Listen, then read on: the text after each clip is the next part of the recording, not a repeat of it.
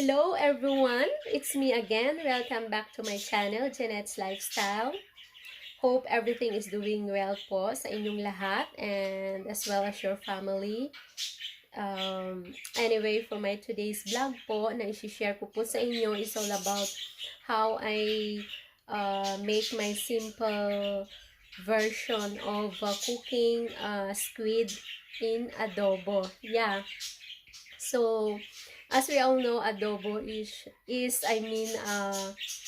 a Filipino dish which is very famous in our country. Yeah. So, we can use it either chicken, pork, seafoods, yeah, like squid, yeah, something like that. And for my today's vlog,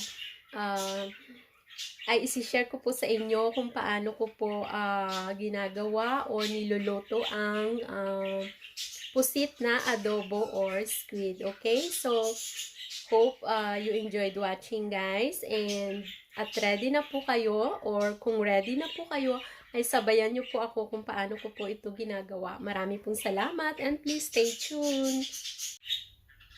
Hi, welcome back once again. So for my today's vlog, which is all about squid adobo, here are the ingredients needed.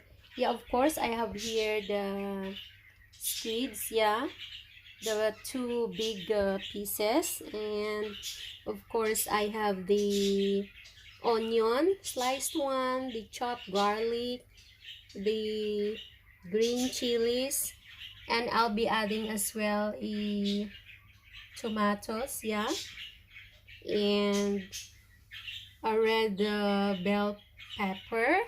And for my sauces and seasonings, I have of course the soy sauce, the vinegar, oil, and of course the black pepper and the salt. Okay, so please stay tuned and let's start cooking. So welcome back po. First thing, of course, is nilinis ko na po ang pusit, yeah. So, we have here, inalis ko na rin po yung beak niya, or let's say, yung ngipin, yeah, which is situated here, yes. Dito po, inalis ko na po siya, okay. So, this time po is, hihiwain ko na po siya. So, I am just cutting like an inch, yeah, something like that.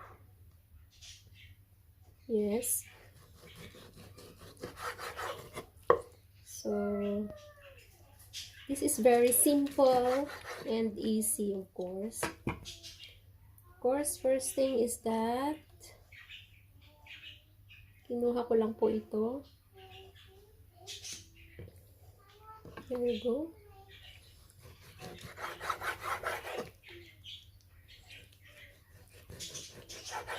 This is just very affordable here. It's like a kilo is 5 pounds, yeah, which is 2 pieces. So in Philippines, it's like 350 pesos a kilo, yeah, the value of that, yes. So,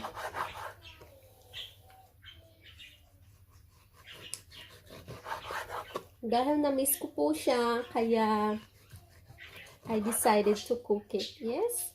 So, there we go. Ayan, meron pa po siya. This is fresh po. Yes, you see? Meron pa po siyang tawag nito. Yung kulay black.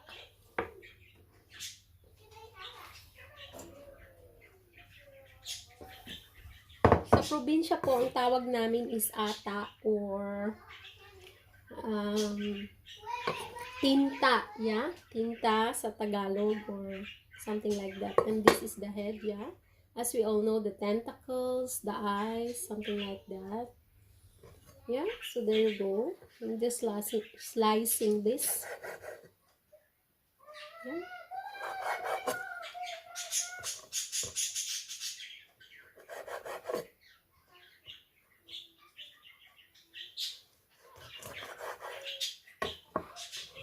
Ito na po. Slice lang po natin siya according to the sizes na gusto po natin. Okay? So, welcome back, guys. First thing is that, of course, everything is ready, yeah, for the ingredients here. And in a pan, heat the oil. I put 2 tablespoons of oil, yes.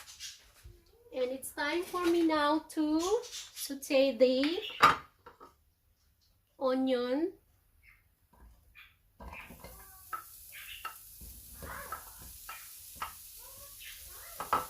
I always use the onion po kasi put first the onion para po hindi siya sunog yung garlic, yeah.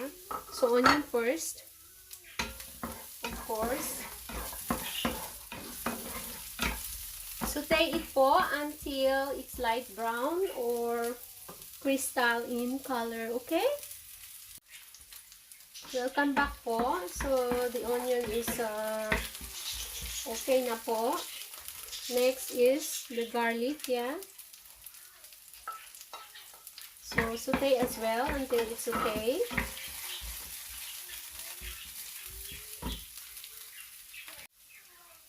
So garlic is okay, yeah. And next is that the tomatoes.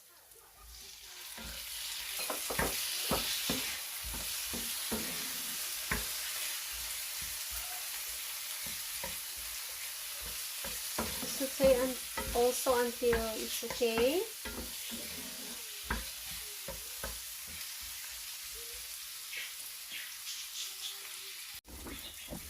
Welcome back po. So the tomatoes are okay. So it's time for me now to add the squid po. Yes? There you go. Ayan. Ang squid po ay niluluto ng madalian lang po siya. Kasi pag sobrang naluto po siya, ay parang gummy na po siya, which is not good, yeah. So,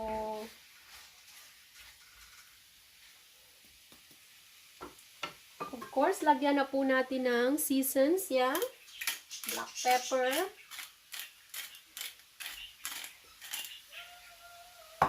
And the vinegar.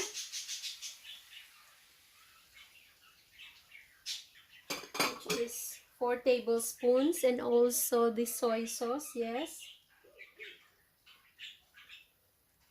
There you go. And of course,